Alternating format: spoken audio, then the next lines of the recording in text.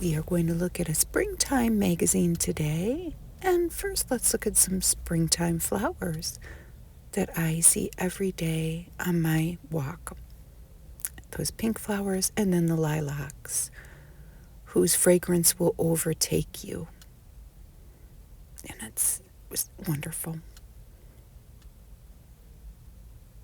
I have an idea for an invention. You could make an immersive fresh lilac room and people would pay to come walk through it. I don't know how you'd keep them blooming. That would be the trick. There's my little dog Tony. And this house has such beautiful flowers, azaleas. So let's get started. So get comfy. Let's look at a 20-year-old magazine. It's from May 2005. And it's pink, pretty and pink backdrop. All shades of pink peonies. Martha Stewart. Living. And way back 20 years ago, this magazine cost $4.75. Not cheap. It says simply beautiful.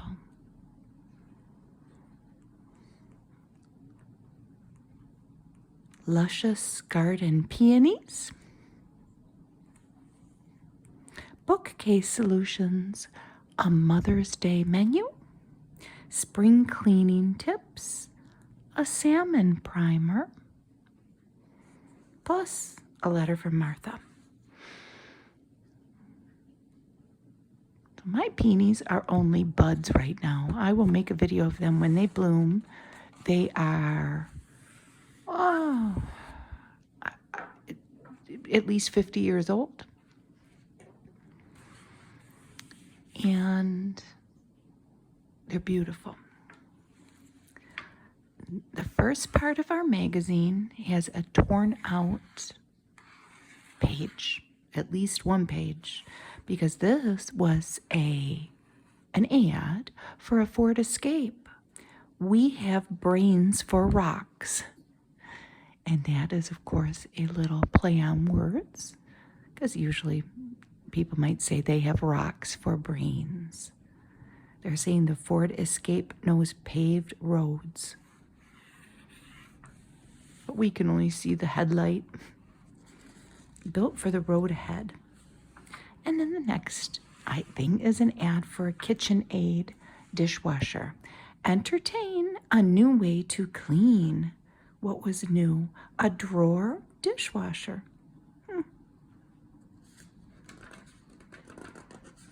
Enjoy a dishwasher that keeps up with you course after course. The table of contents. A little preview of the things we'll see in the magazine. And I get in my algorithm all the time, I'm not on TikTok, but I know that there is, well, I'm not active on TikTok, I should say. If you go on there and search Take a Break ASMR, you'll see something. I don't know exactly. I should check it, but I know there is such a thing called Clean Talk. And I don't know if this mop in particular would fit today's aesthetic for cleaning. And that's a dust mop. And here we see Martha. So she was in her 60s then, with her bottle of Windex and her roll of paper towels.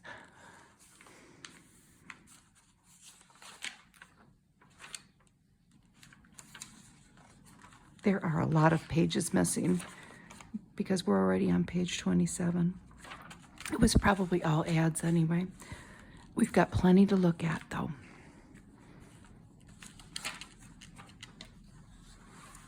So it's springtime, time to open all the windows, which we all probably have done, and thinking about editing and polishing and touching up the home. and everyone has their own individual method. But obviously, this is written by Martha, so we're going to hear about her method.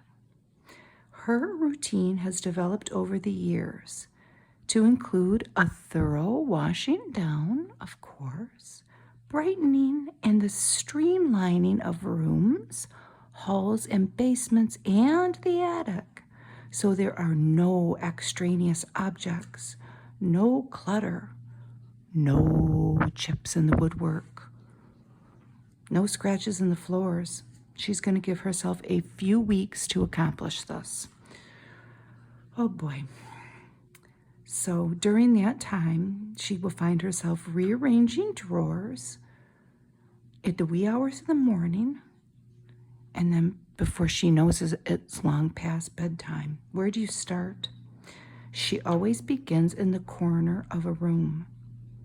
Always. Okay, that's easy enough. Where the ceiling meets the wall. Every wall is wiped down with a damp rag. And the ceiling too is damp mopped from dust, cobwebs, and grime.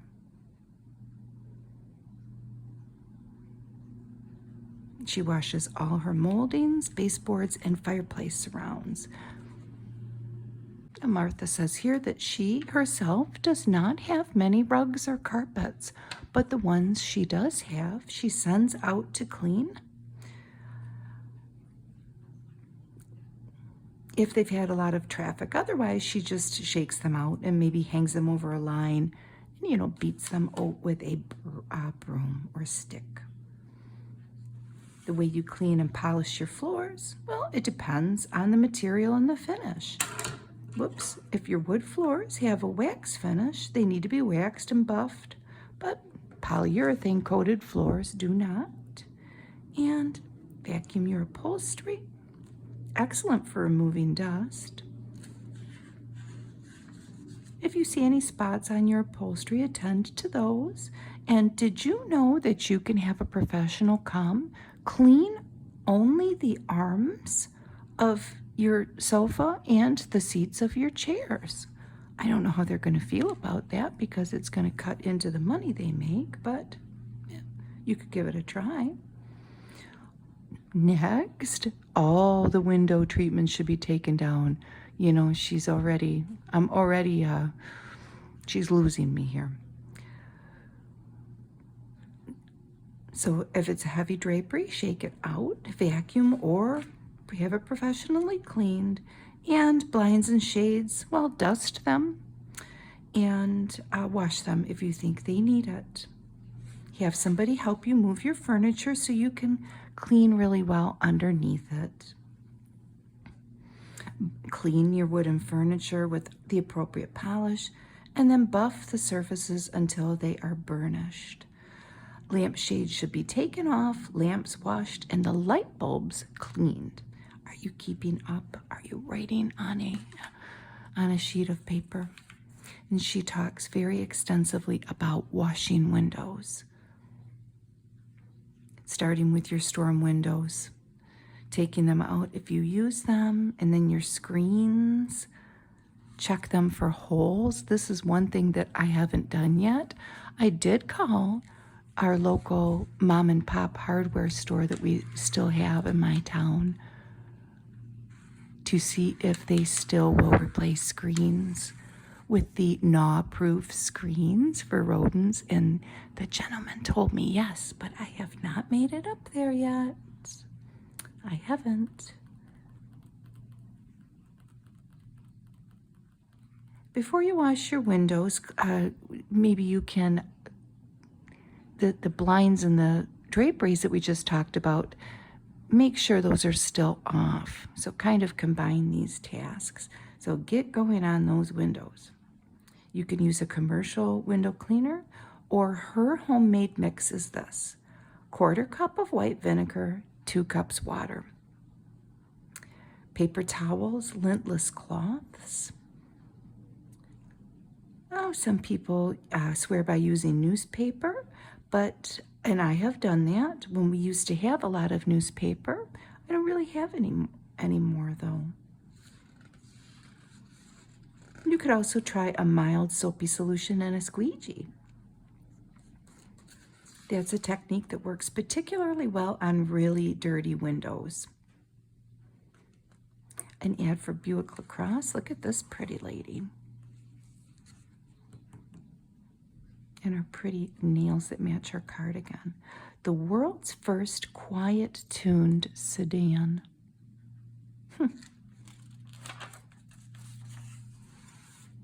Air out that basement in your attic if you can. And they're brushing a fabric lampshade with a paintbrush. Clean your collectibles. Anything you keep on display will get dirty over time. Just don't dust around those collectibles. Pick them up and dust them thoroughly and underneath. Maybe you have a garage sale if you have too many things. Check your table linens. Wash and iron them if they smell musty.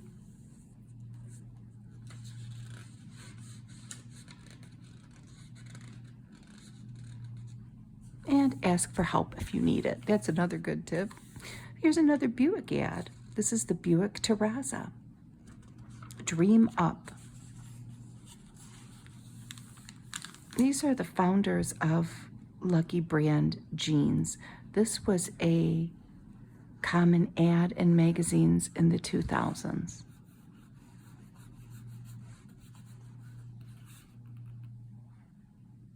I don't know which one's which, but one of them is Jean Montesano and one of them is Barry Pearlman, and they founded Lucky Jeans in 1990 in Los Angeles as a denim company.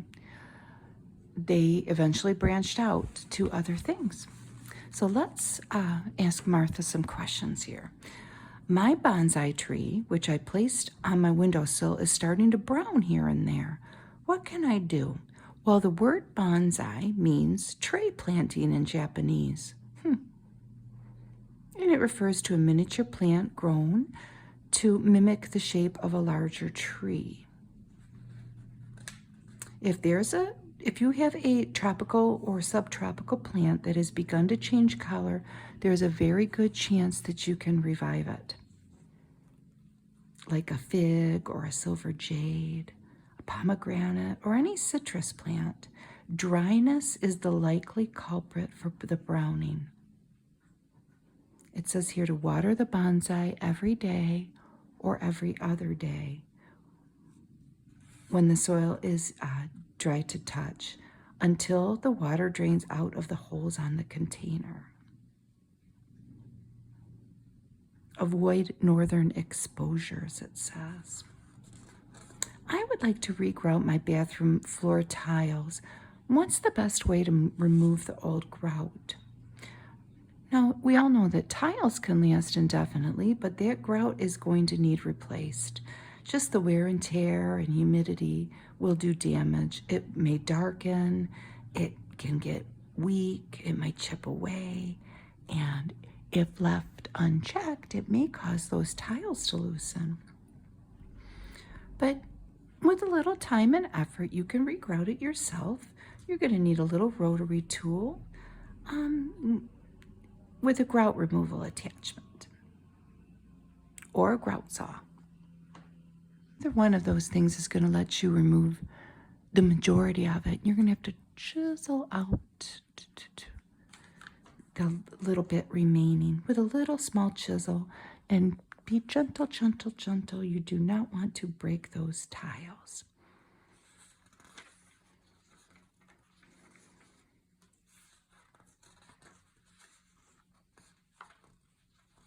So get that old grout gone, vacuum up the dust, wipe everything down with a damp sponge, and then mix the new grout with water.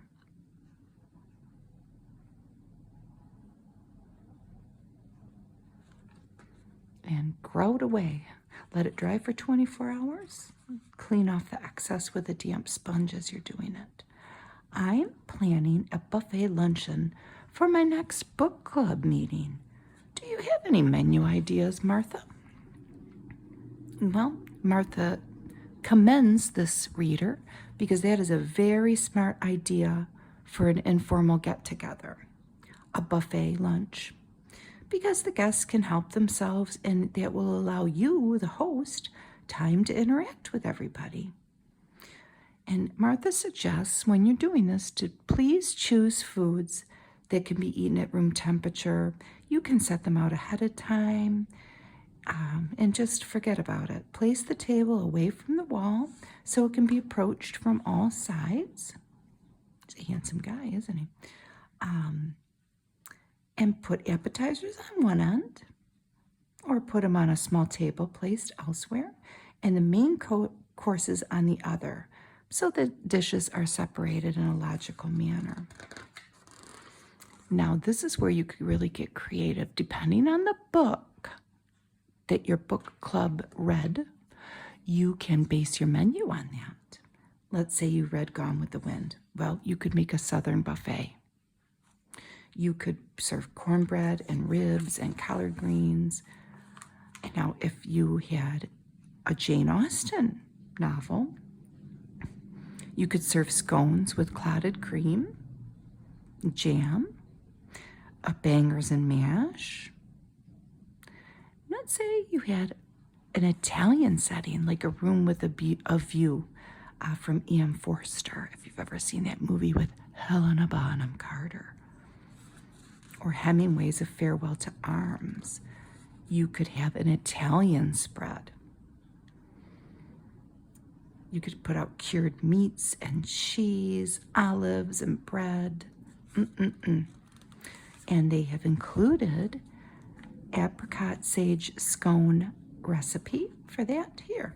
And then we'll see some more recipes in the following pages for some of the other things they mentioned. Now, here comes a lady with a question. She laments, when I'm not home, my 10-month-old dog chews my shoes and the remote control, even though she has plenty of toys to gnaw on. What should I do? And Martha says, well, chewing is an instinctive behavior. Mouthing, biting, and gnawing objects are all ways in which the canine will explore their surroundings. From a dog's perspective, it's difficult to differentiate between toys that are acceptable to chew and anything else within reach. That makes sense. And she consulted with Mark Moron. He had that pet keeping cable show. I remember watching that. So if you're home and you can correct the dog while they're doing this, go ahead and do that. But if you have to leave your pets alone, like we all do from time to time, except my husband, he never leaves his dog alone, you might have to put them in a crate. Or maybe take them to a dog daycare. Or maybe take them to grandma's house. I don't know.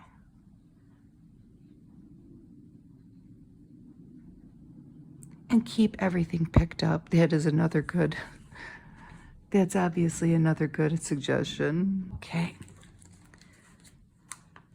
Do you have any teak furniture? This lady does. I have a teak table from India that is stained dark brown. Oh, I bet you it's pretty. Should I treat it with sealant? Boop, boop, so it doesn't fade?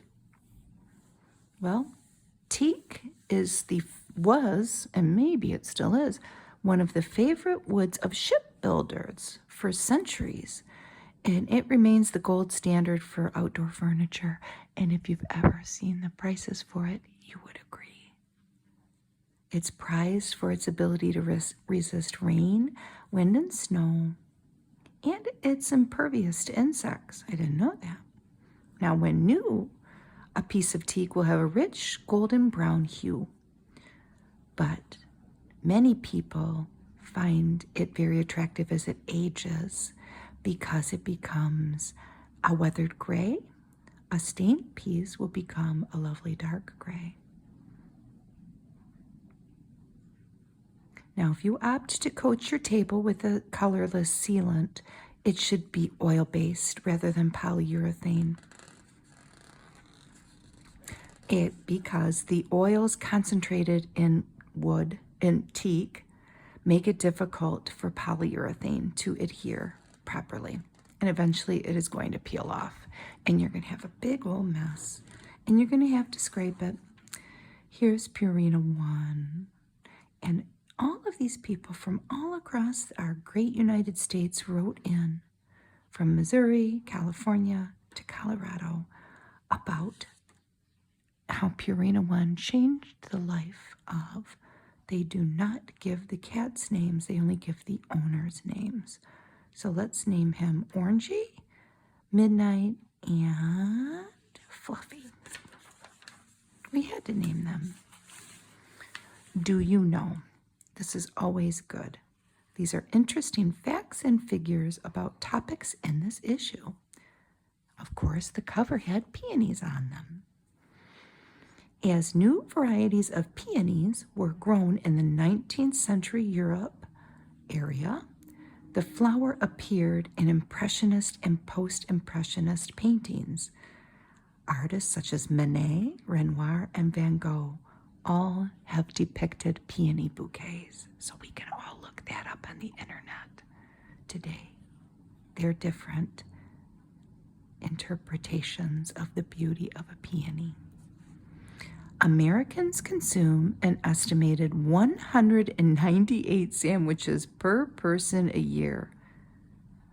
So that makes, calculator time, 45 billion with a B total. By the time a student finishes high school, he or she is likely to have eaten 1,500 peanut butter and jelly sandwiches. Wow. The prehistoric salmon from all those centuries ago dwarfed our modern salmon. 5 million years ago, salmon weighed more than 500 pounds, and they measured 10 feet long, and they had fangs. Ooh. In Zulu beadwork, the color or pattern of each bead has an assigned meaning, making it possible for women to send men romantic messages by the way of beaded jewelry or another item. Red beads, for example, can convey longing, blue ones faithfulness, and striped ones fickleness. Here is something I never knew. Here's a theory on how the word pie got used to call this a pie. Some people say that word pie is derived from the word magpie, the bird. Just as that bird collects bits and pieces in its nest, a pie brings together various ingredients under one crust. And the first air conditioning system was built to cool paper, not people. Interesting. And it was in 1902. Heat and humidity were causing the paper in a New York City printing plant to expand and contract. And it made production and therefore sales difficult.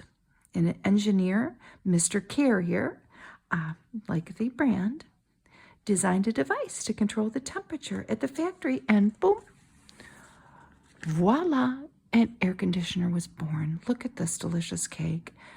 This is the dessert of the month. This is an almond semolina cake with a beautiful texture and a soft, crumbly crust, but a crunchy top. It's the semolina flour that gives the light and tender interior just a bit of hardiness, and then there's an almond paste in the batter to keep things moist. And on top, it's caramelized almonds. I'll never make it, but you know, making this would take me. I guess I could do it. You need a springform pan, though.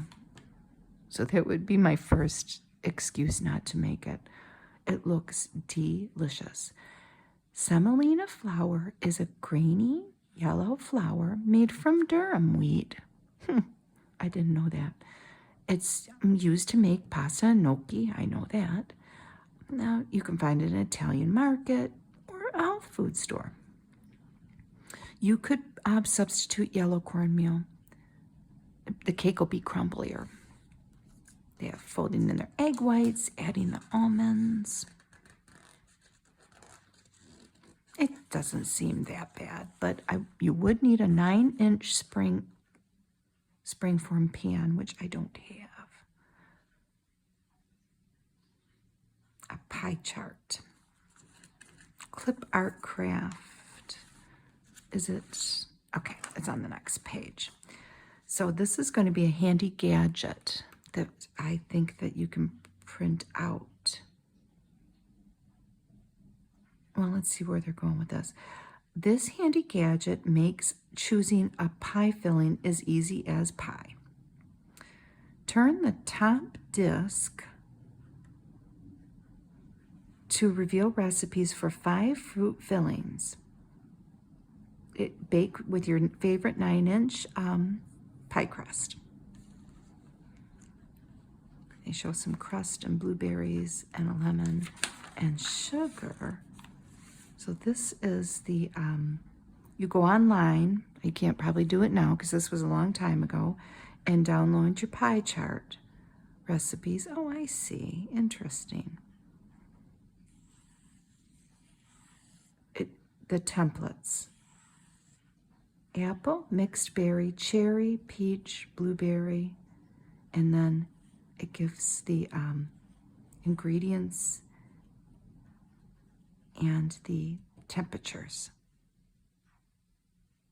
That's interesting. You're copying this onto white cardstock and laminate them if you desire.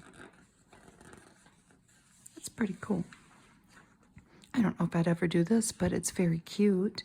They are wrapping gifts, and in the middle, they're very springtime looking. These are cupcake liners, baking liners, in different sizes. How they make,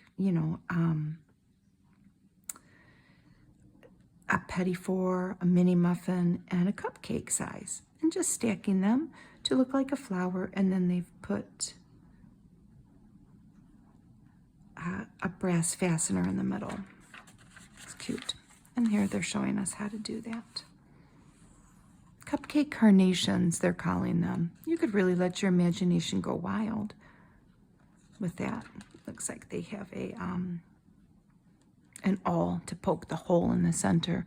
And think of all the different things you could do in the center, really. You could even put a piece of candy in it.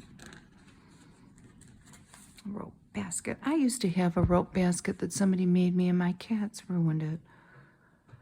And it doesn't seem like it would be hard now that I see how they actually made it. You need a rope about that size, or that width. I don't know how long you would want it. It would depend on how big you want your basket. This basket is 15 by 13 by 5, and it says you would need 50 feet of rope and only a yard of whatever fabric you wanted, linen, cotton, or wool. It would be a good way to use up a yard of something that you don't want, or fabric that maybe part of it's ruined. Using a rotary cutter, cut the fabric into 3/4 inch wide strips. And then you just wrap around the rope. You have to fold down that rope a certain amount of times.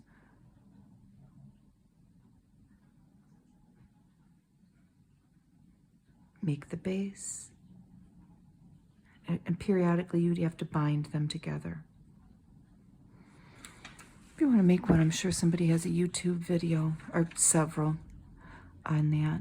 I love those. If I ever find myself in possession of just some random rope, which I don't have any rope like that, I don't think, I will make that. So let's look at these versatile curtains. It says they're easy to make, and they're two-sided that fold back, flip up, or drape down. All you need are 2 rectangles of fabric, each the size of the window plus 2 inches, some cup hooks. This is pretty easy, and a grommet kit for the boop, boop, boop, boop, boop grommets on top. You can get that at the craft store. And then they tell us how to stitch them. You need to hand sew part of it, the opening, and you need a sewing machine for the rest of it. A Totable yoga mat. This seems easy enough. And guess what they've used? A dog leash. So roll out the mat, lay a 6-foot twill or leather dog leash across the end of the mat. Roll the mat up over that leash. Slip the clip end through the loop handle. Slip the loop handle over the rolled mat. Oop, there you go. Clip the leash and slip that strap over your shoulder. That's pretty cool. I liked this too. We all know you can stick things in ice cubes, but what about this? It looks very springtime-y, and it would be good in seltzer, lemonade, or iced tea. And they have fresh berries, strips of citrus zest, mint leaves, mint, I was going to say mint stems, but that's not it wouldn't be nice to have a stem. That is a lime zest. And ginger bits. Easy. Just stick that in the ice cube tray and freeze it. This is a punched pattern runner. This is a casual homemade runner. You're making it out of paper. Start with rectangular sheets of thin paper to cover the length of your table. Fold one sheet in half, end to end, 3 times. Then fold in half the other way. You need a hole punch. You're going to make holes using the craft punches along those 2 enclosed edges, and trim that remaining edge with scalloped scissors. You could build that to suit any table. And add for Pennzoil. There's a vulture. Is he waiting to get that vehicle that conked out because it didn't have Pennzoil? Do you need a make-ahead meal for breakfast? Maybe a brunch with your friends or just breakfast in bed. This is a Strata. And it can be assembled the night before if you need to. And then just pop it in the oven in the morning. You can serve it with bacon, and Martha is suggesting to bake your bacon in the oven 400 on a rimmed baking sheet so you don't get grease all over the place, baby, on a piece of parchment paper. So the Strata is slices of bread, Swiss and cheddar cheese, chives, and you're going to drench that in an egg mixture. I think the recipe's coming. You probably put milk or cream in it and let that soak. A Sonicare ad by Philips. One step closer to daily flossing.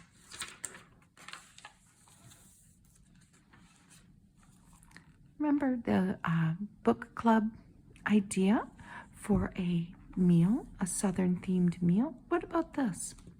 Oven roasted ribs with barbecue sauce, collard greens with bacon, there on the plates, and pineapple floats for dessert or for your drink.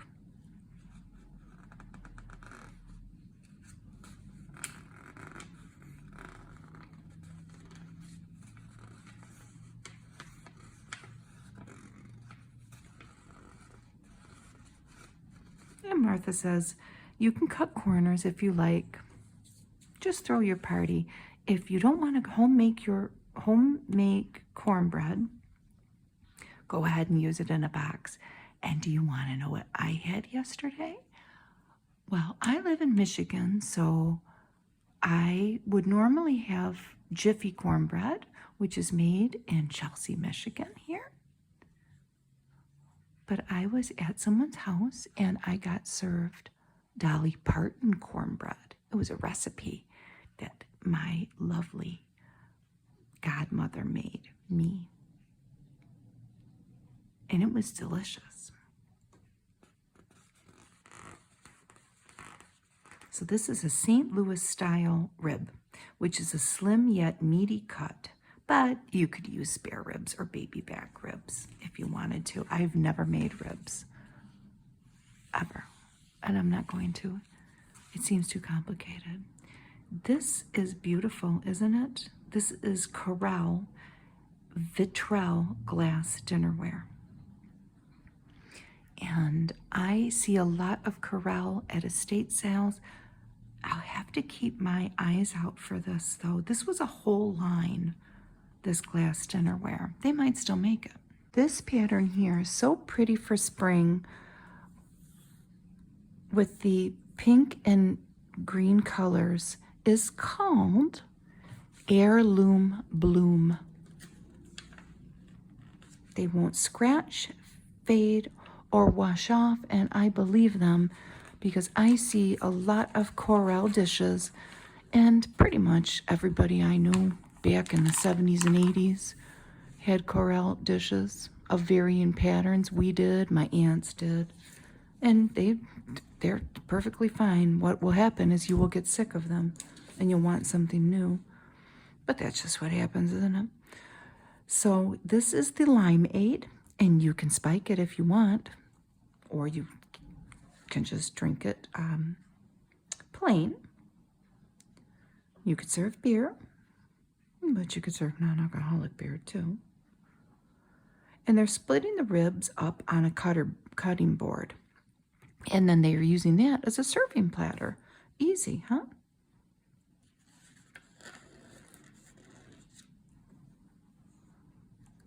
And up to 2 days ahead, you can go shopping, prepare your dry rub, and you can even season and cook those ribs. Make your barbecue sauce. Roast your pineapple, because that's what's coming in this recipe, and make the syrup. I think they offer an alternative, though, once we get to that, if you don't feel like doing that. A day ahead, make the dry mix for the cornbread. Take all your utensils out and your linens, make sure everything's good to go. Set your table 1 day at a time. And prep your collard greens.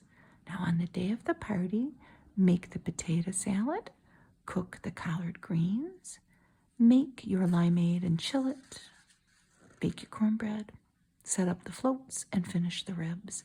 These are collard greens with bacon. And it's a pretty simple recipe. Cider vinegar, chicken stock. There's the cornbread. And the potato salad, they're using 8 medium Yukon Gold. And it's a pretty basic recipe. Mayonnaise, lemon juice, Dijon mustard, dill, celery, pepper, onion. And 6 large hard-boiled eggs. These St. Louis style ribs. St. Louis style has the brisket bone removed, and it has a meatier center portion intact. To give the meat an extra layer of flavor, baste these dry rubbed cooked ribs with barbecue sauce and return them into the oven, not the grill, till the sauce caramelizes. This is an oven rib recipe, so I might be able to try that. We don't grill. My son got a teeny tiny little charcoal grill from a garage sale that he can make like himself and his dog a hot dog on. But I'm just not a great big gas grill person. I have nothing against it. But the last grill we had, and I might have said this before in a video, First of all, my dad bought it for us because he thought we needed a grill. It had a compartment on the bottom. It was just your basic grill like that you would buy from Home Depot. But it had like this cabinet on the bottom. And we came to find out, I hate to laugh, but there was a whole colony of chipmunks living in it. And the grill's long gone. I don't like cleaning grills. I don't like the grill brush. And I would be the only one that would do it. I am not doing it. I will just cook inside.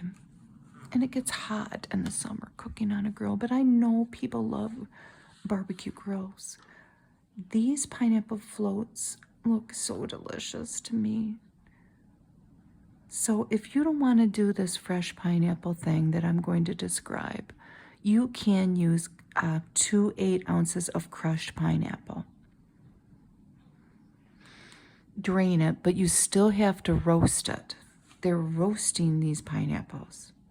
You can either do fresh, in which case you're going to have to make the syrup, or drain that syrup off of the cans and roast pineapple. Oh my goodness. At $3.25. And you're making this syrup with the juice with vanilla and water. It just sounds so good. When you're going to be roasting this pineapple, you're going to coat it with brown sugar and rum and cook it until just golden. It takes about 20 minutes. It just sounds so delicious. And then you're putting ice cream on top. I would make this. And I would eat the whole thing. Nobody's getting any. If I have to do all that, they're not getting any.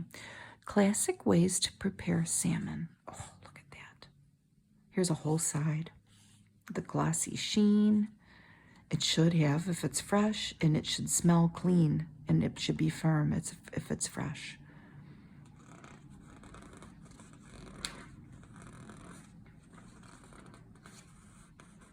I made canned salmon yesterday. I made salmon patties, and they turned out a little too loose because I did not put enough breadcrumbs in it. But guess what? They ate them anyway. They made sandwiches out of them.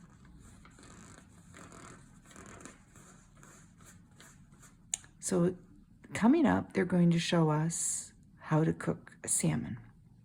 Slow baking for tenderness, or sometimes searing it to be crisp. Larger fillets are cured to become sylvan Gravlax, or they're going to poach it. A whole side. Marie's Caesar, chunky blue cheese, and creamy ranch dressing. All natural with no preservatives and no trans fat. So one of the simplest ways to cook a fillet of salmon is to slow bake it. And that's what I would normally do. Low temp, about 25 minutes. It's going to be tender inside and out. It looks wonderful. And they show us a little bit how to work with salmon. To remove the skin, cut a bit of flesh to expose the underside of the skin, and then you got to hold that skin taut and wedge that long knife between the skin and flesh. Just practice, you'll get it.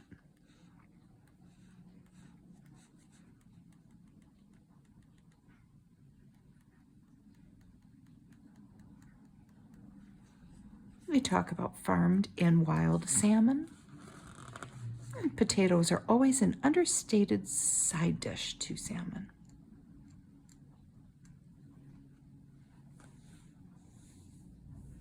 Remove your pin bones.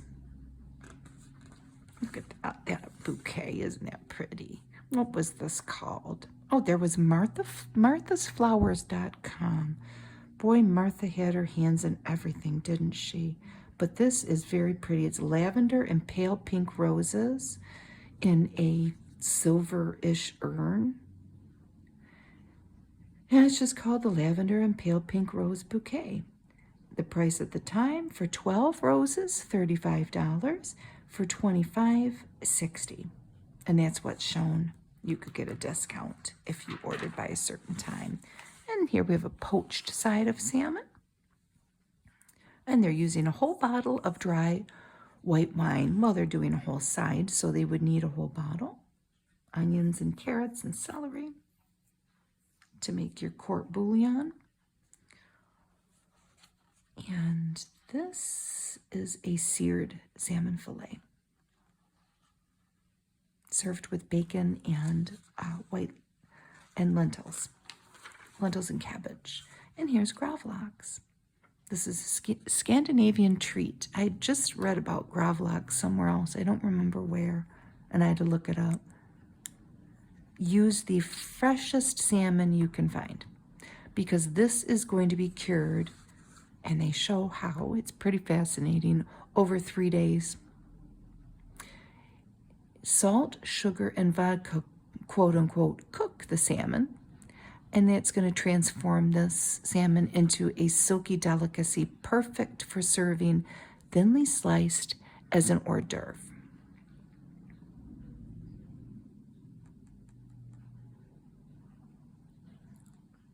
You're going to rub the salt and spice mixture over the flesh sides of the fillet. Cover the fillet with dill and pour vodka on top. Stack the fillets so they're flesh meats. There's the skin sides. And then wrap them in plastic. Put them in a baking dish. Put something heavy on top. Heavy cans. After you top with another dish. It's kind of like pressing tofu. Flip it twice a day for 3 days, and you will have that. Do you think you'd try it? Well, there you know how to make it. No. This is creating an inviting oasis on the West Coast. And this is Maiva Newman's front door. Here comes the cat. Let's see if he'll come up and see us. Come on up, honey. He wants me to open the window, but that is not happening. It's too noisy out there, buddy. It's too noisy out there, buddy. Let me see if you can see the honey bear. Honey! Honey, it's too noisy out there. It's rush hour. I'm sorry. I'm sorry, babe. Let's get back to the magazine. It's a very nice day out today. We'll open the window when we're all done. There's windows open in the bedroom, so you can go look at the chipmunk.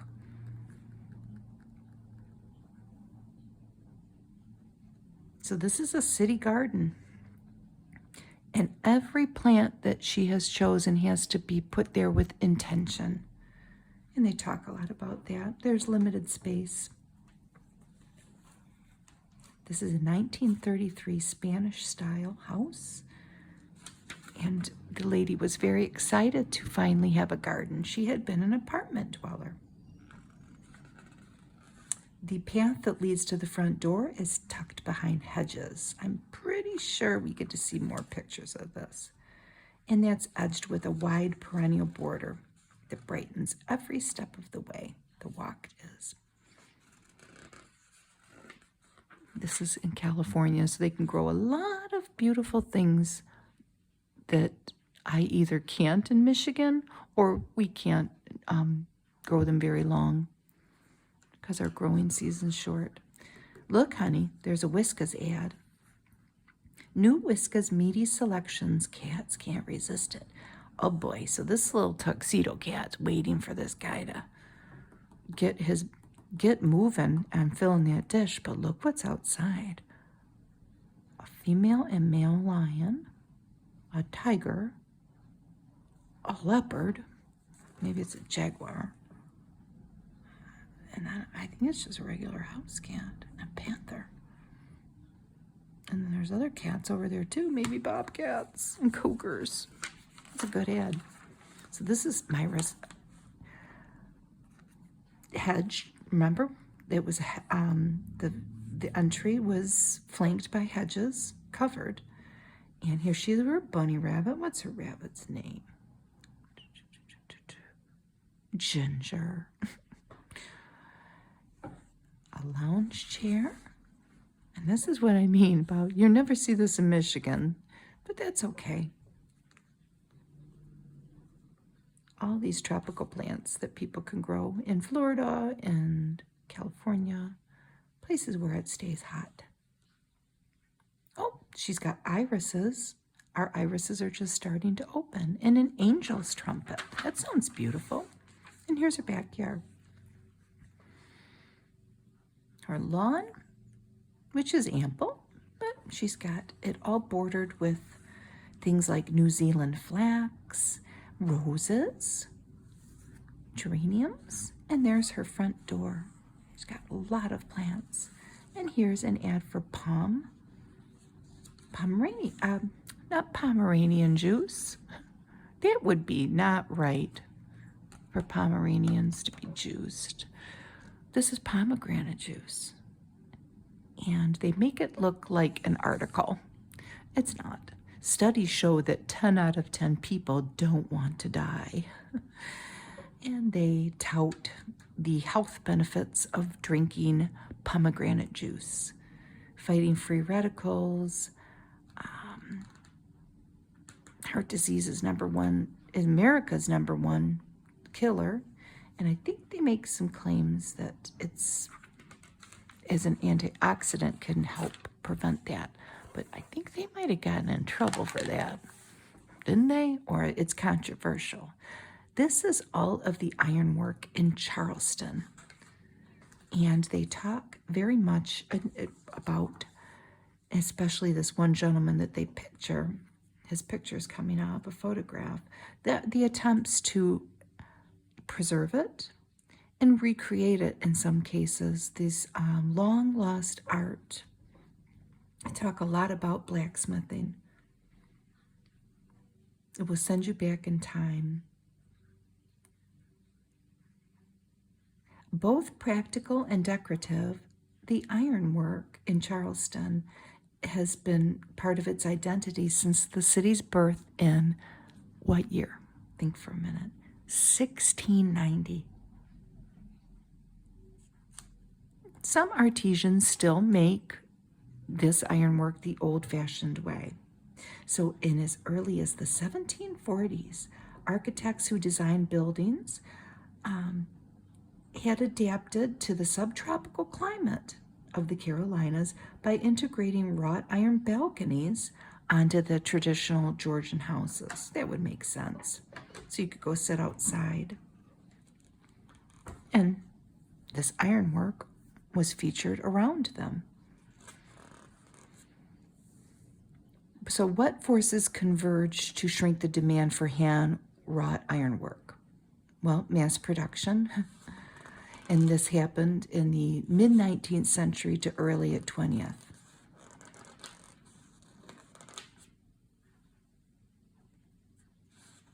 A lot of local blacksmiths went out of business after mass production because of machine-made cast iron work. It became readily available through mail order catalogs.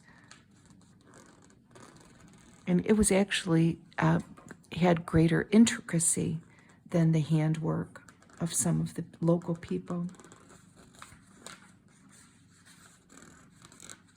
And this man is Philip Simmons. He's the dean of Charleston blacksmiths. He was born on nearby Daniel Island. Here he is.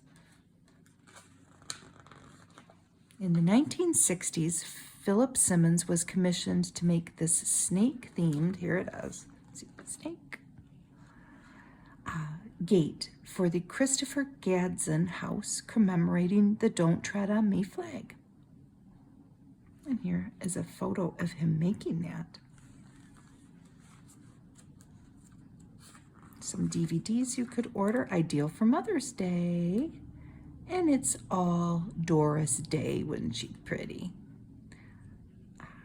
Jumbo, Calamity Jane, Lullaby Broadway, Pajama Game, Please Don't Eat the Daisies.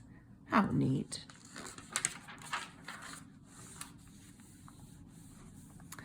So these are beaded flowers, and they're very pretty. I would think that I would have a very difficult time keeping them with no dust, and I would be very scared that I would ruin them. Would be my why I wouldn't want to have them. I feel the same way about artificial flowers. I just have a very hard time dusting them. But these are coveted vintage items, and we're going to see a lot of them, and they're pairing them with other things, but that you can buy on eBay. I never realized what a big deal this was, because to be honest with you, I think they're pretty and everything, but I wouldn't be that fascinated with it. Objects made of glistening beads infuse a room with radiance throughout the year. So this is a wooden box, and they have placed over 100 of these beaded flowers in them. Lilies and zinnias, amongst others. And this is a collector's, a lady named Nancy. This is her collection. Parents, the anti-drug. Get to know your kids' friends is the message. And I mean, I guess that's true, you know.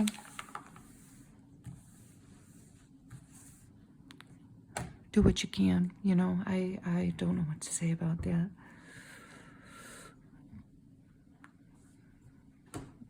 Your children's friends do influence them, but you know, you try to, the heart wants what the heart wants, right? My older son liked to run with the bad boys. Is that why he became a bad boy for a little while? I don't know. Maybe it's just what it was. But that's okay. He turned out all right. So this lady, Nancy, whose collection this is, lives in New Jersey. And she's also an avid gardener. So she's been collecting these glass beaded flowers and then these bead and safety pin baskets. That's what those are, beads and safety pins. She's been collecting them for more than a decade, and she has 130 displays of them. These all have like a blue and green theme. It's very pretty when they're grouped like this. And this is like orange and yellow and green and I guess other stuff. And there's her orange tree topiary. It's lovely.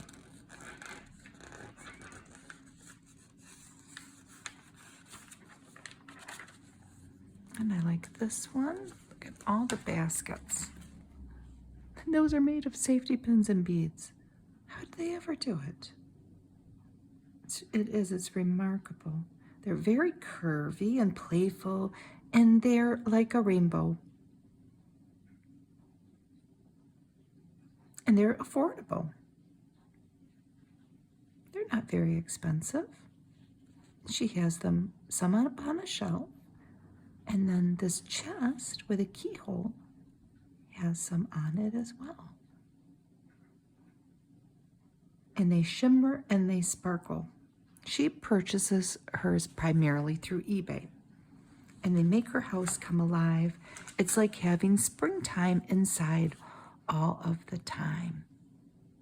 The craft of making beaded flowers is believed to trace back to medieval Europe, where artisans created the blooms for altars, banquet tables, and grave sites.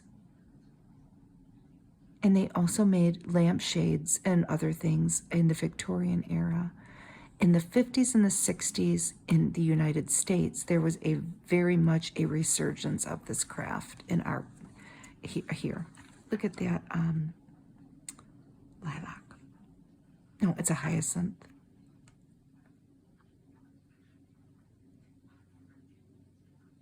Oh my goodness. Tulips.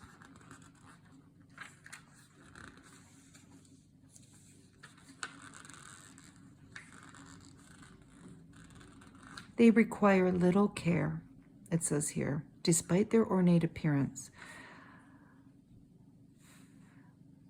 Nancy recommends cleaning them with a damp paper towel and drying them thoroughly to prevent rust. And they really twinkle. You know, I'm sold. I'm sold. If I find one, I'll get one. I'll find one in a estate sale. I've probably seen them before. Staying cool the old-fashioned way. Well, let's think. What did people do back before there was air conditioning? Well, there's a ceiling fan there. But what about before there were ceiling fans or electricity? Open the window. My house has a sleeping porch. My house was built in 1950, but a lot of houses where I live have, the older houses have screened-in porches that you could go sleep in if it was hot. The basement is always nice and cool. What are some other things, though? Number 1, plant trees. Make your own shade. Yeah, that's good, but I mean, a tree takes a little while to grow. Use shrubs and vines. Shrubs reduce heat and glare from sidewalks and driveways. Annual vines on trellises can shade walls and windows. And the vines will do the work the first year they're planted. Cover the windows outside. That is a good idea. Or you could have shutters installed. Oh, I'm glad Honey's not up here. He would want this, but I don't think they make this anymore. They show a human sandwich that looks very good. And then we got this kitty down here. He's going to eat Whisker Lickin's deli slices. Love at first slice. Chicken and tuna flavors. We're having a problem with Honey right now. I'm not having a problem with him, but he is wanting this cat stew all the time and being very fussy about what he eats, to the point where I don't want to buy the cat stew anymore. My son is buying it for him, and I don't think we should do it. I think that he's addicted to it, but that's just me. If you got a good look at him just now, you can see that he isn't going to starve to death. Let's put it that way. Keep the oven off on hot days. I do this, and it says use your outdoor grill. We all know I don't have a grill. You could always buy a portable burner so you can prepare your whole meals outside. No, I am not doing that. What you need to do is, if there's a heat wave coming, this is what I do. We're having sandwiches that week, like this. Buy a bunch of bagged salad. If you do have to cook early. I do that every day, though, because it gets it out of the way. Limit the light indoors. That's a good idea for keeping the house cool. Choose the right roof. Buy materials that meet our government's Energy Star rating. Things might be different now. Don't generate heat. Skip the heat dry cycle on that dishwasher. Take a cool shower. Turn off your electronics like a computer monitor or even the TV. They're going to radiate heat when they're turned on. Replace your light bulbs. And it's saying that incandescent bulbs can convert most of their electricity they use to heat, and it's true. I don't know how many people still use incandescent bulbs. Try a whole house fan. Cross-ventilate, and of course install ceiling fans. Wear loose clothing. Avoid abrupt temperature changes. Abrupt changes in temperature will make the heat seem hotter. That makes sense. Look at this little doll here, little girl, in with a bunch of rolls of toilet paper. Scott tissue's gone soft. This must have been when this got invented. Scott Extra Soft. New extra soft tissue. Here's Martha's television guide. Cooking with Martha, and she is making brownie ice cream bars, which you need 14 tablespoons of butter to start off with. So how could we go wrong with this? 46 ounces of semi-sweet chocolate. 2 quarts of ice cream. So you're making basically ice cream sandwiches with homemade brownies as the cookie part, and a Caesar salad. And then she spotlights pet keeping with Mark Moron.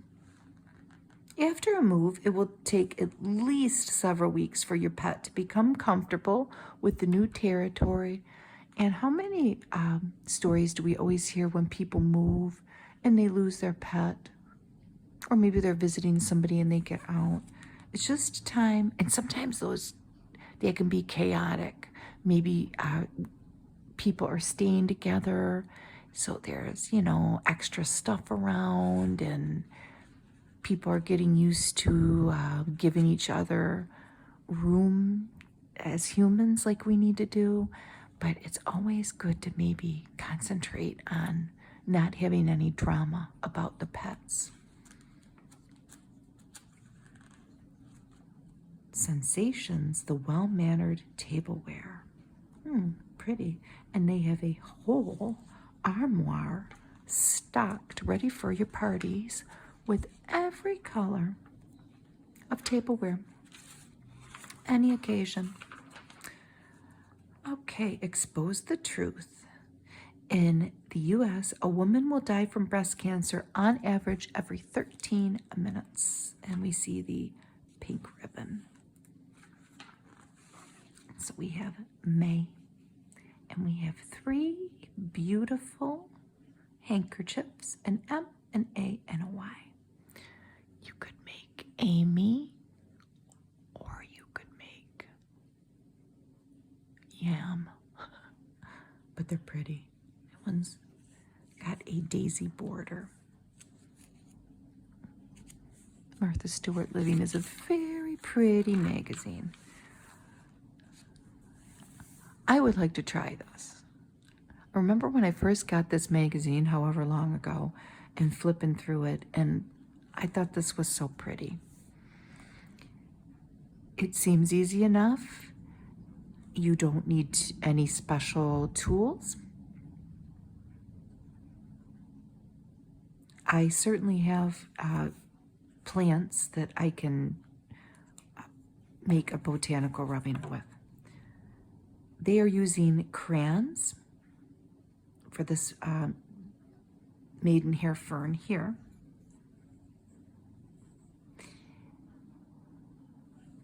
And they have put a lot of thought in the color combinations, what crayon they use, and then with what paper, the colors, according to what you want. Did you know that in around 1500, Leonardo da Vinci demonstrated how to make a print of a sage leaf? He suggested covering it with soot and oil and pressing it onto paper. And scientists have long used this method, searching the globe for new botanical treasures. You only need to go outside and collect all the leaves and flowers you like. Thicker leaves are going to work best, and some flowers are just too delicate for this. But hydrangeas and Queen Anne's lace are sturdy enough. You're going to have to flatten your selections. Get some great big books, the biggest books you can find, and press them. And then use Japanese rice paper or tissue paper to make framed art, a calendar, or wrapping paper. Sorry. Beep, beep, beep, beep, beep. I'm on a busy street over here, visiting honey. I think this is what piqued my interest, although because I just thought this was so pretty. This just stole my heart. This calendar, I really don't think I would ever do this, but it's so pretty. A plant evocative of each month reveals itself on petal-thin pages on a handmade calendar. And of course, everything's just so artfully set up with this desk. May has Lily of the Valley. My mom told me yesterday, I have no Lily of the Valley, but she has got it all over the place. And it will spread. But we were in the car and she said, my Lily of the Valley smells so good, it makes going out in the garden, even to weed, a pleasure. Believe it or not, I planted some in my garden and it died. I know it grows profusely like weeds. I don't know what happened. I don't know if somebody trod upon it. I think that's what happened, my neighbor. But it doesn't matter. I forgive him. So January has pine needles. Now February has winterberry. But they only did a branch. And they put the berries on with a crown.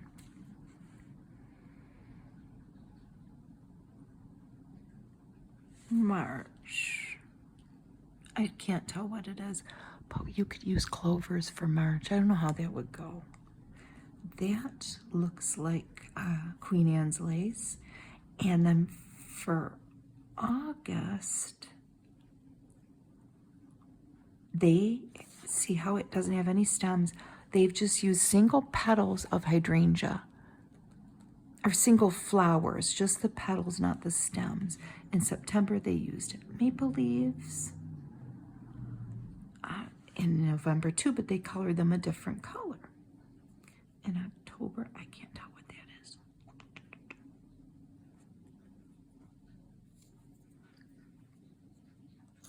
Just go outside in the months of the year where you live and find what's pretty. Stay out of your neighbor's yard, please. Now that leads me to, she's not over here right now. I'm at my aunt's house, but there's a little girl next door. My aunt has a beautiful garden, especially in the back. But the little girl's been coming over here and picking flowers. My aunt's flowers. I don't see her out there today. And she has very extensive conversations with the cat in the window with Honey. So, and Honey enjoys it. So I say, you know, I'm not going to say anything to her. Let's put it that way. And I would not suggest you go in the, don't go in your neighbor's yard. So how to make a rubbing. You'll need a pressed leaf or flower. So your leaf or flower that you pressed in your heavy book, plain thin paper, a paperweight. You got to weigh the paper down because if you don't, it's going to go, you know, it's going to move. You can almost hear the sound that's going to make. So go get a great big rock or something heavy, and crayons, or you could use colored pencils. Place the paper on your specimen, secure it with your paperweight, and then rub one section at a time with the crayon, holding the paper with your free hand. And then you can fill in the small little details with the crayon. Ooh. That's the underside of a ginkgo.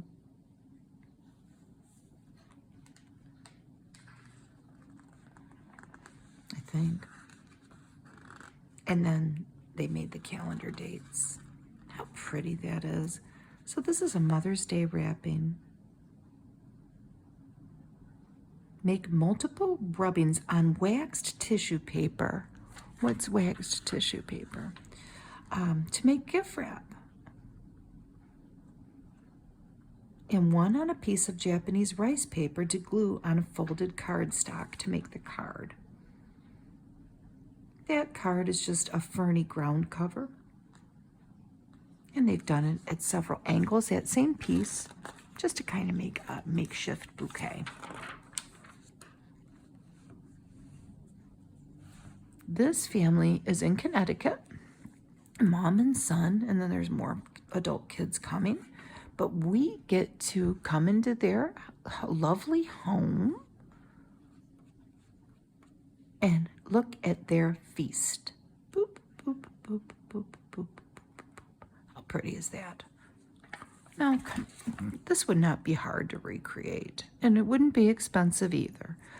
I mean, I'm not doing it, but, you know, there's a good idea right there.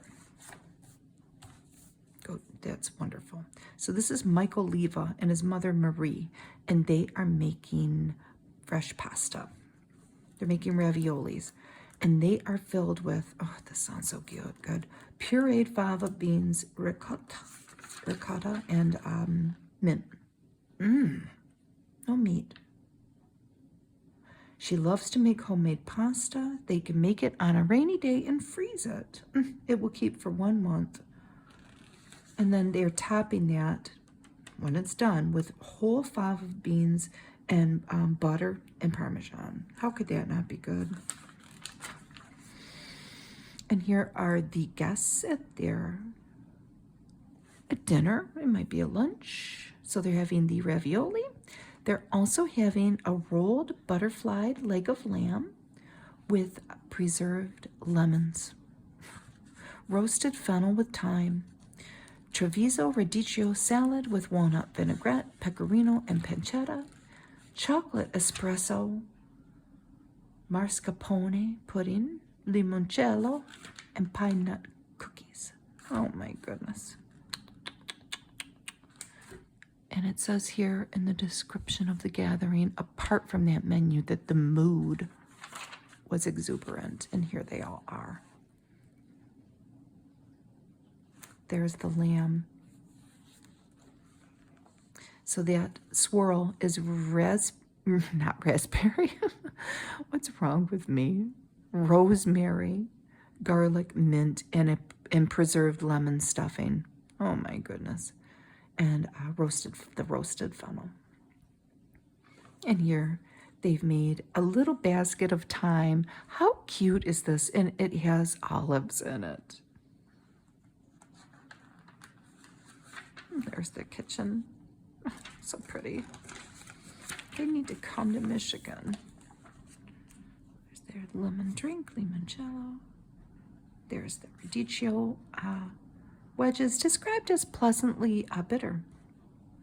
That's served as the salad, and they have slightly wilted it with warm walnut dressing and some meat drippings.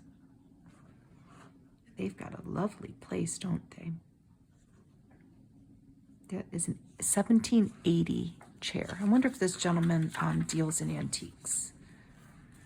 Of course, that limoncello, you have to, I don't know how to make it, but I know something about it. So several times a year, Marie makes this for friends and family. She uses Meyer lemons. They're the best when they're available. They're the most flavorful. And then she ferments that zest alone with no pulp or juice in 160 proof vodka. I don't know if they're going to tell us how to do it.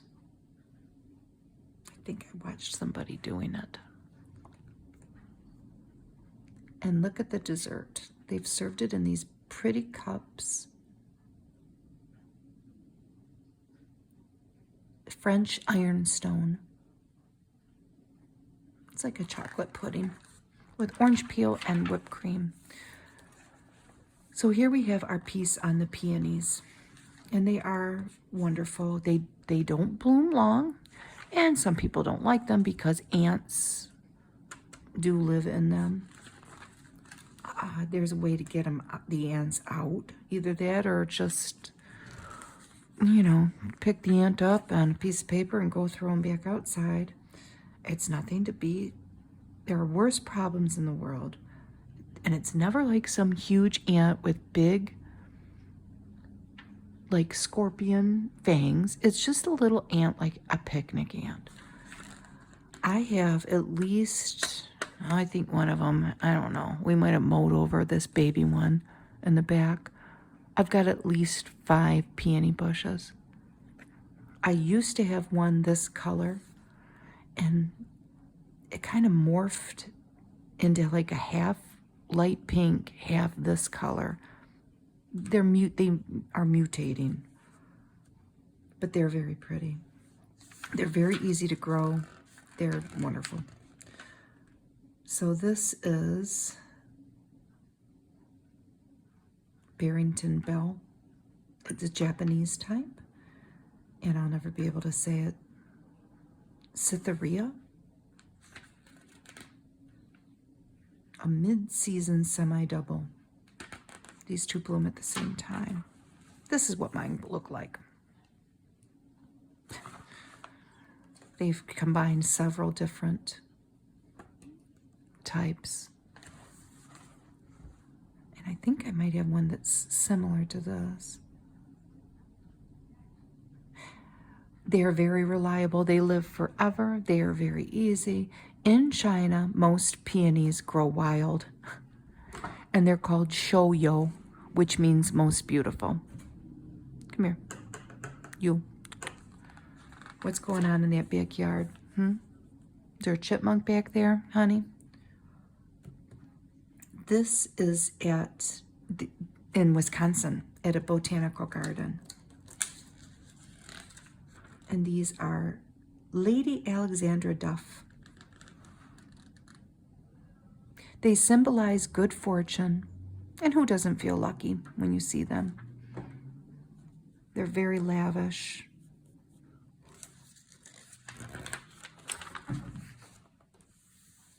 Look at all these different colors. It makes me want more. I don't even know how much they are to buy.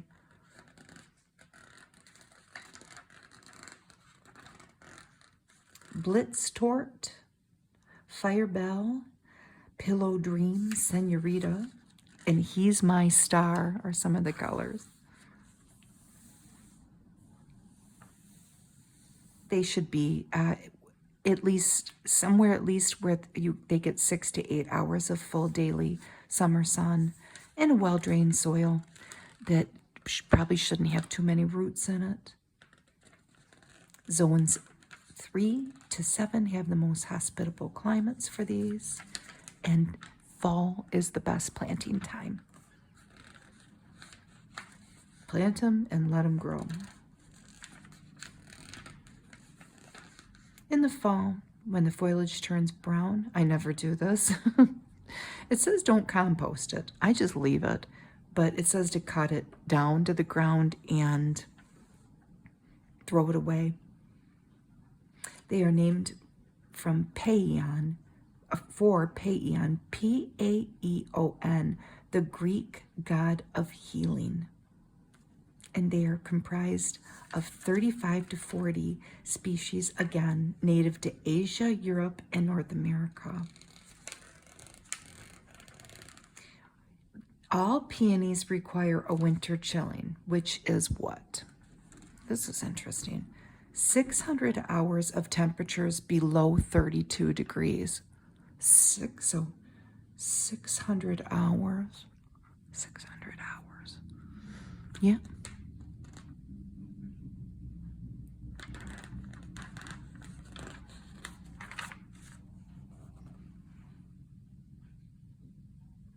This is in New York City at a peony. Well, that's a hosta, but it's a botanical garden. This lady here tends to it. Bride's Dream. There's that Pillow Talk. It's a double bloom. They look kind of like carnations, that one does. I think that says Pink Cupcake. It does, and it's a single. A semi-double, Firebell, and Top Brass. Oh, gosh. Oh, I can't wait for them to bloom. Our irises just started to open. Well, kind of. The ones that get a lot of sun. So, Prairie Moon.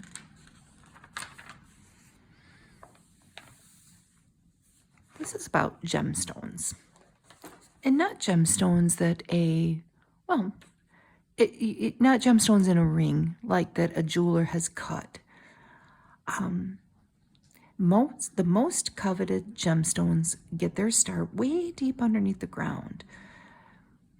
but they end up sparkling under a counter of glass. But you can interrupt that journey midstream and have them for your own by buying what? Stone beads.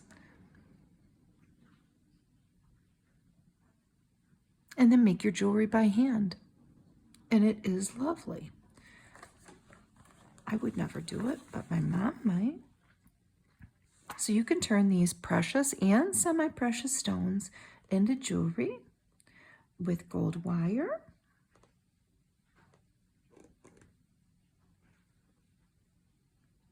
earrings, necklaces. They've made pendants to hang on a necklace. They're just lovely. So think of all the places that these came from. The opal mines of Australia, rocks that contain citrine in Brazil, and the deposits of peridot in the southwestern United States. So, but in general, the best stones, which are those with the finest color and the fewest flaws, they will get turned into jewelry with settings. The stones use as strung beads, they tend to have more impurities. The imperfections are organic, so you can see the natural beauty of the stone. And beads are often sold in strands.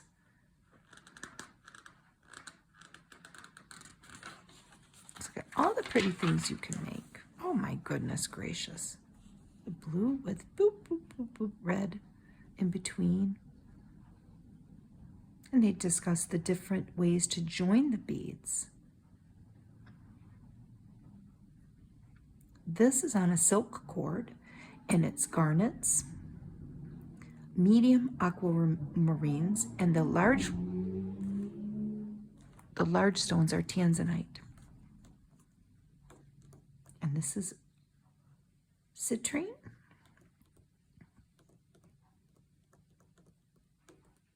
And they're spaced along a cord, and they've placed knots to keep the beads from moving. And these are top drilled sapphires. They're pink and yellow and colorless and blue, like we mostly know.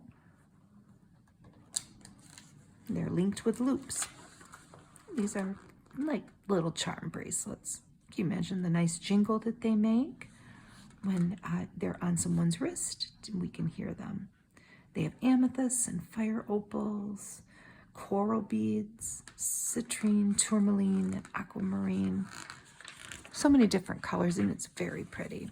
Aquamarine, turquoise, topaz, Peruvian opal, zircon, jadeite, aventurine, peridot, apatite. I don't know if that's how you say it. Emerald, iolite. I don't know how to say it. Tanzanite, amethyst, garnet, ruby, tourmaline, sapphire. Look at all the different sapphires. Opal, fire opal, spinel, citrine, carnelian, coral, quartz, moonstone, labradorite, pearl, and diamond.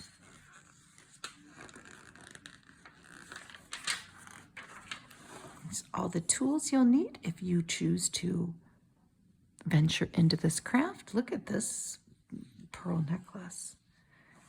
Tiny little round pink and blue sapphires keep the pearls from rubbing against each other. No knots were used in that. All the different techniques to make jewelry. Very detailed. Now let's talk about club sandwiches. This I could make. I would make one for you if you were here. Here is your classic club, right? Everybody's going to want it unless you're a vegetarian, in which case we would leave the meat off. 3 pieces of toast. They're using white bread here. Mayonnaise, lettuce, chicken breast, tomato, and bacon. A little bit of salt and pepper. You're all set. This is a breakfast club with bacon and eggs. And they've put a grilled tomato on it. You could skip that if you don't want that. Those eggs are made with heavy cream. How could it not be good? And they're making this on pumpernickel bread. And it's Canadian bacon. You could use whatever you wanted. A Reuben Club, my brother's favorite sandwich, the Reuben, but we could make him a Reuben Club. They're using rye, of course, and they're grilling this in a pan with a little bit of butter, pastrami, Gruyere cheese, and Russian dressing. Easy, easy, easy. The Fried Green Tomato Club. And it's made on a biscuit. How cute. With a little toothpick in it. Here comes the ice cream man. I don't know if you can hear it with all that traffic out there. That means the little girl will come running out if she's home with her grandma. So there, hey, on this Fried Green Tomato Club, don't be worried that it's just a biscuit with a tomato on it. It is not. It's got bacon drippings on it. Cayenne pepper, pickled red onions, and cheese, and bacon on it. So don't worry about that. A lobster club, and it's like a lobster roll, but made into a club. And that's brioche bread. And they're only using 2. So it's kind of like a BLT, but with lobster. And they've put some tarragon and lemon juice on it because it's seafood. Now, wasn't this Elvis's favorite? I don't know if he wanted apples on it, but a peanut butter and bacon and apple club. And they've put honey on it. See? They've drizzled honey on it. A PLT club. They've cut the crusts off. And we have some olives. What's the P? Pancetta? Yep. Pretty good, huh? And arugula for the lettuce. So a little Italian twist on it. Now they're going to talk about bookshelves. The right bookcase adds volumes of style to any room. Books humanize a house. They endow rooms with memory, individuality, even temptation, as well as happy chaos of inadvertent color. Can you really tell a lot about a person by looking at their books? Well, what if they just read books on their iPad? You know? But everybody probably has a few books. If you had nice bookshelves like this, that would be very tempting to build a very big library collection. These were just unfinished bookcases, and they've added crown molding and painted them a moleskin gray to go in their very nice room with their lilac bouquet.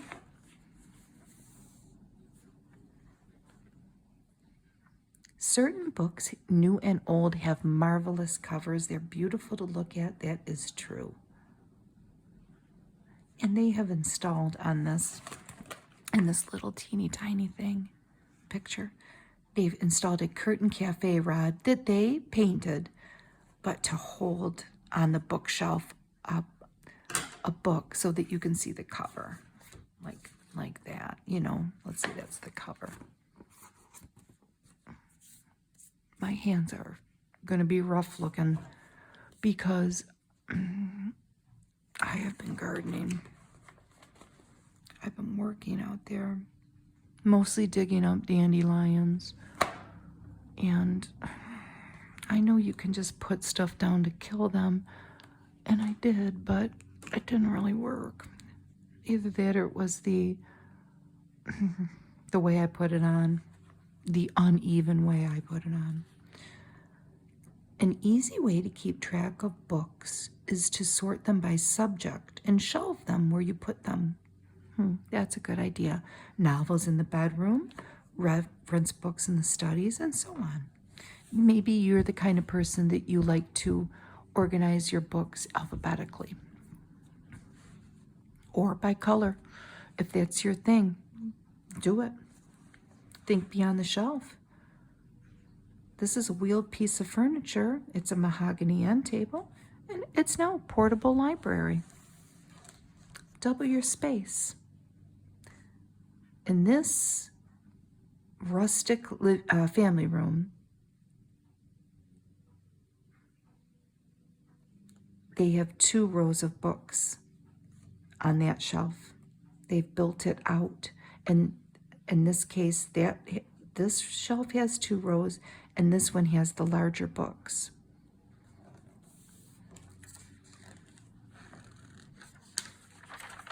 That you might have, like that are like coffee table books. And you can celebrate a classic look here, and it's study. Built-in bookshelves don't always work with a room's decor and tenor. In this home office, painted shelves were replaced with, is it 3/4 inch or quarter? Oh, it's got to be 3/4 inch. 3/4 inch stained walnut plywood with a 1 inch solid walnut edge. Oh, pretty. The shelves harmonize beautifully with the mahogany desk. They do. It's wonderful. And they can put all of their, it looks like silver cups that maybe they won. And look at all the magazines. I think that's one of Martha Stewart's dogs. If you're a magazine collector, this might be an option. Like a rectangular box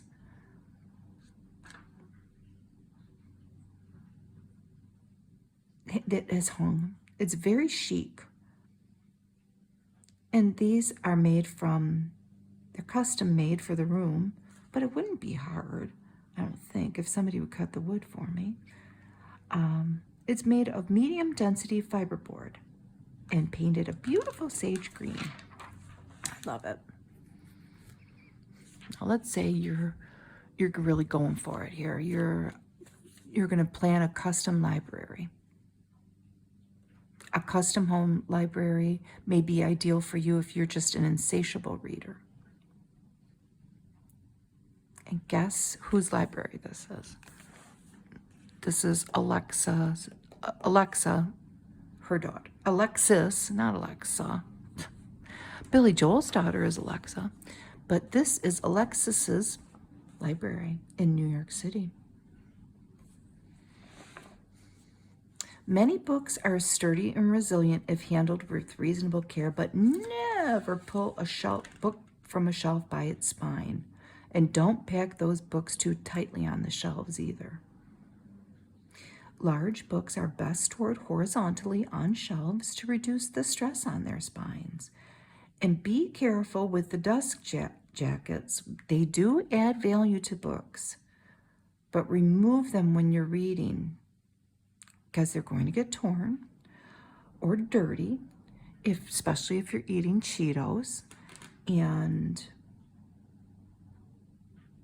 protect those valuable books with clear plastic or acid-free glassine covers.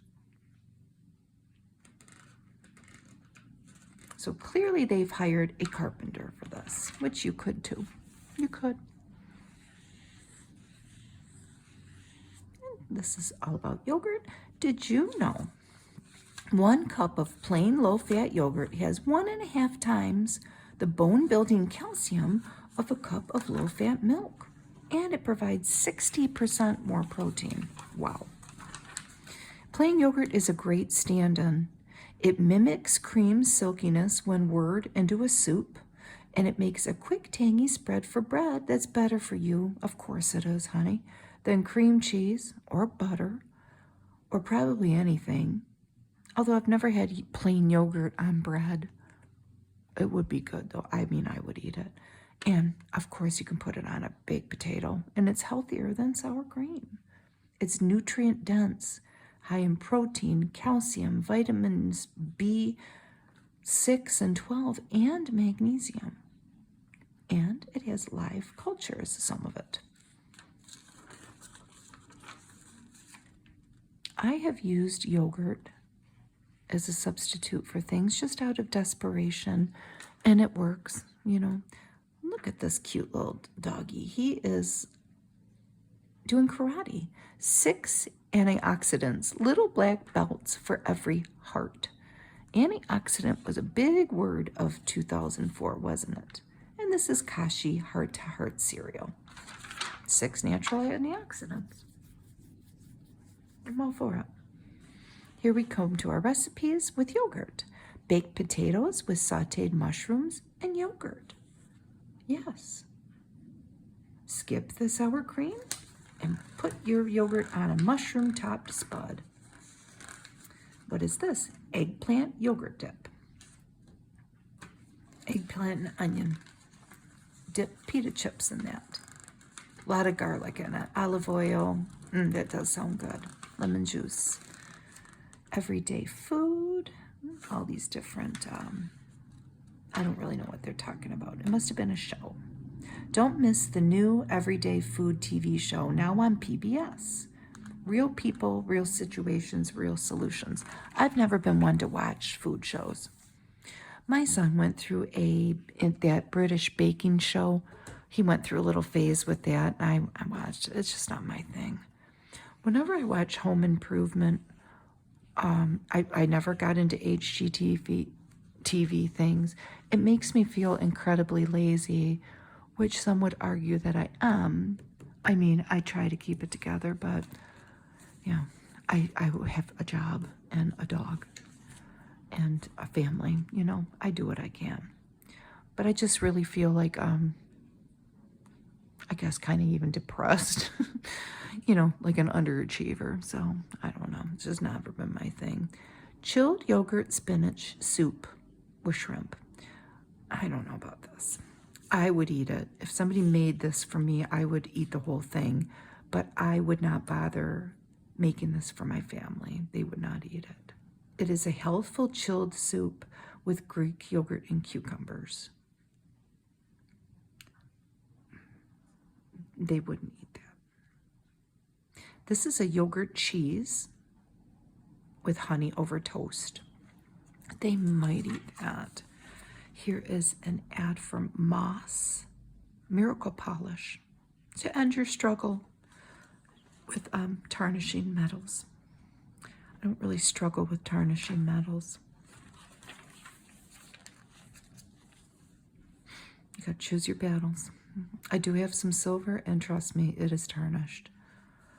So, what's for dinner? Oh, no, I'm glad we came to this, because I didn't pay much attention when I was reading this the other day. I have come into possession of several packages of these soba noodles, and they just sit, and I look at them, and I'll think, I'm going to do something with it. And I am. Maybe I'll make this. I would have to make chicken on the side or something, though. So what's for dinner? Broiled black pepper tofu. I got a bunch of tofu, too. I got this stuff from the food rescue that I go to.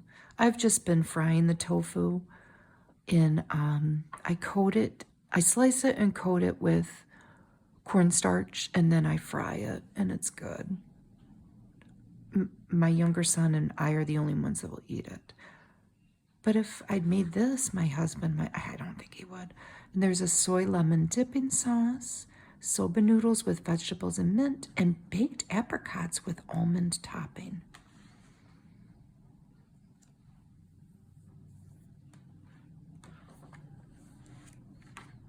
I just know with the soba noodles, it's not like making pasta.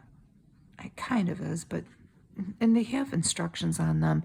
I don't know what I'm just going to make them. And this recipe has sesame oil and peanut oil in it, both of which I have. And soy sauce, which I have. Fresh mint. We've got about half of a suburban backyard full of mint right now. I'm going to just try it. I'm going to go for it. They wouldn't eat that.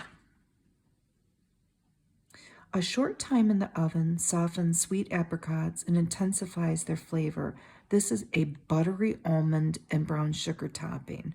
My husband would eat that, but he wouldn't eat the fruit.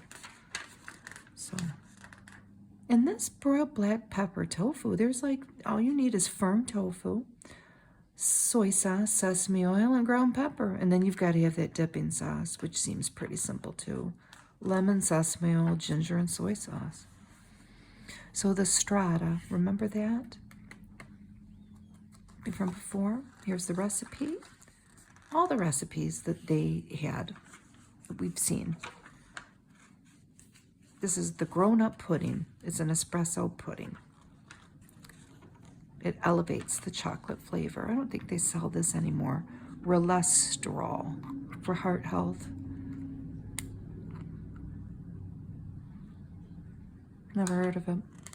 Oh, they're always coming up with something. And it's always expensive. I've kind of sworn off supplements. I don't know. I take calcium because the doctor told me to. And I mean, if I can get stuff for a very good price, I'll take it. But I gotta wonder about some of these supplements. It's a big business. I'm just not doing it these days. But if I find a good deal at an estate sale, which we do, and it's unopened, I'm going to take it. Advertiser directory. The $10,000 dog. Who is this guy? This is an ad for the National Disaster Search Dog Foundation. And of course, I don't know anything about this because my dogs wouldn't make the cut. They just wouldn't. They're pound puppies. And they are members of the Bad Boys Club. But this guy here is not. It costs up to $10,000 to train a FEMA certified search and rescue dog. And these are all the qualities that they need. This here is Buddy. And I hope he did great as a FEMA rescue dog. And is, no, he's dead by now. I'm thinking he would be in retirement. This is a 20-year-old magazine, so maybe he is, his ashes are on somebody's mantle. He lived a good, long life. Here are more recipes. Serious sun protection. Very nice. The Solumbra, a sun precaution. Protect yourself from, you can't even see it. Protect yourself from the sun. Try to do it. I try. It's not hard to make that limoncello. Would I ever try it? No. My husband would he would drink a lot of it. And we're not used to drinking. Plus he has diabetes and it's got a lot of sugar in it. So he would end up, it wouldn't end well. We're best to stay teetotalers, but it sounds delicious. Because we can't just have one sip of anything. We would have to drink the whole thing. The recipe index. Everyday food, but in a magazine. Get organized. Clear out and clean up your fridge. I try. The shopping guide. How to find all the wonderful things that we saw.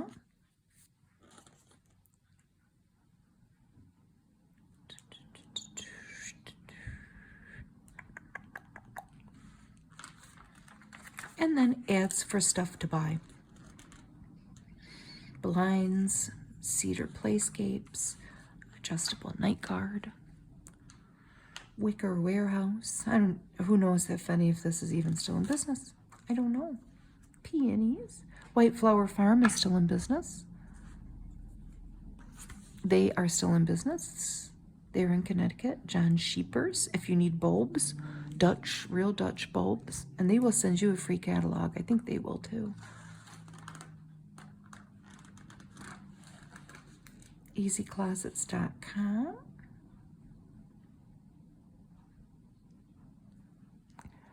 This is a DIY closet thing. And I always laugh at commercials. And, you know, if people that have a lot of money want to build a fancy closet, I'm all for it. But I just, some of it gets a little out of hand, doesn't it? You know, I can see, like, if you're J-Lo or something, and you can do what you want. It's a free country. My closets are about 5 feet wide, if that. No, they're probably 4 feet wide. They're little. I live in an old house, and I would have to tear down walls to build something like this. People didn't have that much stuff back when my house was built, and I don't have that much stuff. But people have shoe collection. My own son has a shoe collection that I think he just got rid of some of it. He just moved, and we have been, I think that all the shoes are gone, but he didn't even know how many shoes he had. And it's excessive. But it's his thing. You know, what are you going to do? Cookie of the month is raspberry cream sandwich cookie. And people have their motorcycles out. And this looks delicious. Using fresh raspberries, and guess what else is in the middle? The best quality white chocolate that you can afford, coarsely chopped. Mom's many, many reasons to pop open a tube of mini M&Ms. That guy's speeding away. Okay, let's start with the blue one. And they've got brackets. So here's Mom's reasons to pop open that tube. 45 minutes in a waiting room with only a box of broken toy parts. The doctor's hands were cold. They only had plain bandages. Eat the whole tube, Mom. Now what about yellow? What happened here? Resisted the urge to push all of the elevator buttons. Napped peacefully during the important conference call. Didn't roll eyes during boss's attempt at baby talk. That's a race car. And spilled juice on brown nose across the hall. The brown nose at work, they mean. What's the green tube? Let Grandma hug and kiss him all over. Didn't spit out any of his vegetables. Sat politely through the explanation of how it was better in the 1930s. And resisted the urge to jiggle Grandma's waddle. What about the red tube? Remembered to go, in quotes. We all know, winky wink, what that means. Go potty before leaving the house. Road construction turns highway into parking lot. Oh boy. Just can't listen to the kids' music tape again. I spy a major headache coming on. And the last part of it is because we're not there yet. Eat the whole tube, Mom. And who do we have here? Beautiful. Beautiful, beautiful Ashley Judd. She did this at Kohl's. It was exclusively at Kohl's. I've seen these ads before. Was it clothing too? I don't know, but she definitely had the American Beauty makeup and skincare line. And it celebrated the beauty of American style. And she is beautiful. And the dog's cute too. So we looked through the whole magazine. And I will see you next time. Thank you for watching. Bye-bye.